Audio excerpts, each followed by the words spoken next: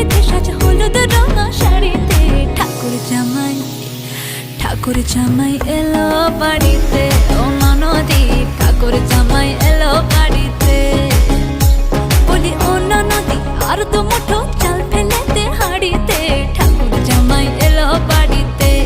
ও ননদি ঠাকুর জামাই এলো বাড়িতে।